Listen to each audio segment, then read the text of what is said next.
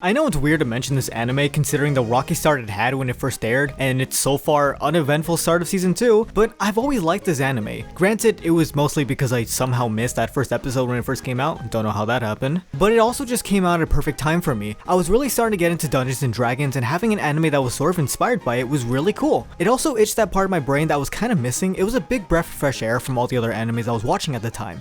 I used to be really into the whole power fantasy thing, you know, the ones where the main character was a nobody but was also really strong. You know, animes like Chivalry of a Failed Knight, Absolute Duo, The Aztec Wars, Infinite Stratos. You could really tell what my taste in anime was. Goblin Slayer was the complete opposite of those for many reasons, and not only was I blown away with the tone they were going for, I also didn't expect to like Goblin Slayer so much. The character, you know, not the, well, yes, the anime too, but you know what I mean. Normally in anime and other fantasy worlds, goblins are always the starter enemy right next to slimes, so having a story where goblins are actually a real threat and could actually go out of control if left unchecked is a really cool idea that I haven't really seen since. It's also interesting because fantasy worlds are meant to be fun and magical. You're supposed to go on quests and have fun adventures and make friends and slay dragons and stuff, but how realistic is that? In a world where you're putting your life on the line every time you go out on your job, how magical would those adventures truly be? How monstrous are the monsters you're fighting? How will you be when you're fighting for your life? Stuff like that is why I really like this anime, but I'm not here to talk about that. I'm here to talk about a very specific episode, and a very specific moment that happened, which I just really want to talk about. What's meant to be kind of a filler episode and not taken seriously is actually the reason why I love this series. This episode is a bit more laid back, with Goblin Slayer and some of the other high-ranking adventurers just training the new recruits. After the training, the new adventurers talk about their dreams and how they will try and make it a reality. Goblin Slayer then gets invited to hang out with the boys, and they start talking about old stories of heroes and what dreams they had. The knight then says something that really resonates with me. He says what you want to do and what you have to do aren't always what you can do. Or if you prefer the sub, he instead says what you want to do and what you have to do and what you can do are all completely different. Goblin Slayer then continues with saying that his true dream was to go down in history, to be a hero, to save the princess and find legendary loot, to go on adventures and fight dragons and just be the strongest. Knight then responds and says that all he wanted to do was get stronger and be known as someone who did the impossible. Then the spear guy hits the final nail in the coffin. He responds with, "But one day you have to wake up and face the truth and realize that that'll never be your story to tell."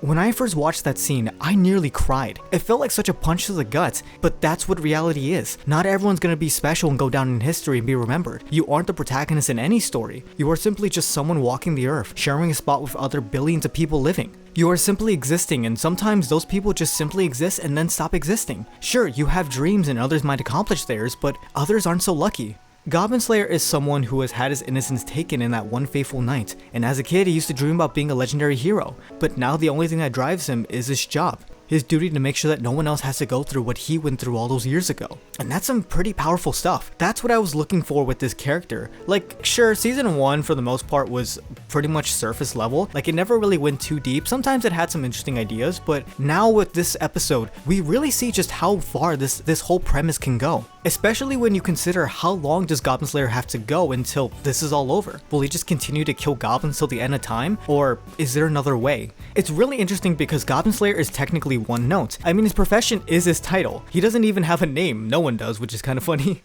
On paper, Goblin Slayer shouldn't really work as a character when you look at him, but the moment you start watching this deranged man do what he does is when this character starts getting more interesting. He's a silver ranked, meaning he's basically a veteran. He's been doing the same thing for 5+ years. He goes out, slays goblins, comes back, and repeats. His equipment is very shabby, armor is low quality, and covered in dirt and grime all the time. His weapons are cheap, and he is always seen wearing his helmet and barely says a few words, and those words usually include the word goblin. He also doesn't interact with anyone unless he has to. You would probably assume that he isn't someone worth his status as a high-ranking adventurer, but then you see how he fights. He throws his knife perfectly to hit the goblin's weak spot. He immediately moves into a different weapon the moment his sword starts getting slippery from blood and caked in fat and all that. He's not only quick on his feet, but also with his tactics, being able to switch on the fly and come up with new ideas on how to deal with these creatures. He also uses a scroll linked to the bottom of the ocean as a weapon to deal with larger enemies, or just a bunch of goblins. Honestly, this man's insane. Goblins aren't just a beginner quest that you take to level up, these are monsters, and I like that a lot. It's really cool. I actually read the manga about a year ago, I think, and I actually found the year 1 manga of Goblin Slayer, which I didn't know existed. So I ended up actually just binge reading all of it, and it's some really cool stuff. It's exactly what I was looking for when it came to the series. We get to see Goblin Slayer grow and change as he figures out how to do his new job and how to be more efficient. He is constantly talking to himself and thinking about ways to survive, and that's because his mentor told him you need to always be thinking. Even in this point in time, Goblin Slayer no longer has a life. life. He no longer has a dream, and he can't stop, because if he does, what will happen then? How do you move on and continue when you have nothing left? How do you let go? Even when he's faced with death, all hope is lost, he just kind of accepts it. Ultimately, he just stares death at the face and just goes along with it, saying that what's important is that the others got away and he's here saving them time.